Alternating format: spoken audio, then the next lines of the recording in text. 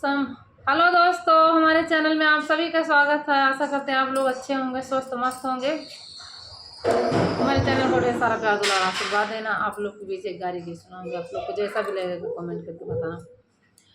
समधी तेरी बहनी कुंवारी, हाय राम सड़कों पे रोके गाड़ी। समधी तेरी बहनी कुंवारी, हाय राम सड़कों पे रोके गाड़ी। फूलल गाल जैसे लागे माले पुआ, दबाए पे दावे ताबो नाही चुआ। चुचकल गाल लागेला सोहारी, हाय राम सड़कों पे रोके गाड़ी। भइल बाटी छुरिया कटारी, हाय राम सड़कों पे रोके गाड़ी। समधी तोरी बहिनी कुंवारी, हाय राम सड़कों पे रोके गाड़ी। अगुआ तोरी बहिनी कुंवारी, हाय राम सड़कों पे रोके गाड़ी। अगुआ तोरी बहिनी कुंवारी, हाय राम सड़कों पे रोके गाड़ी। फूलल गाल जैसे लागे माल पुआ, दबाए पे दावे ताबो नाही चुआ।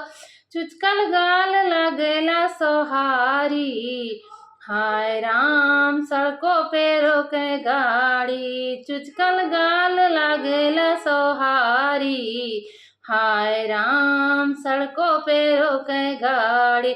भइल बाटी छुरिया कटारी, भइल बाटी छुरिया कटारी।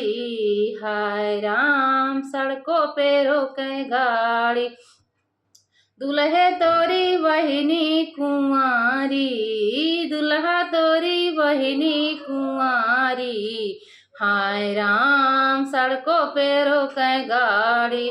दुल्हे तोरी बहिनी कुंवारी, हाय राम सड़कों पे रोके गाड़ी। फूलल गाल जैसे लागे माल पुआ, दबाए पे दावे ताबो नाही चुआ। चुचकल गाल लगेला सोहारी, हाय राम सड़कों पे रोके गाड़ी।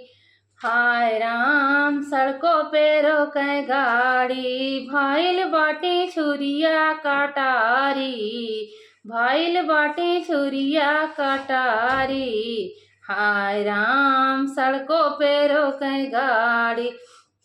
बरतिया साले तोरी बहिनी कुंवारी, बरतिया साले तोरी बहिनी कुंवारी, हाय राम सड़कों पे रोके गाड़ी।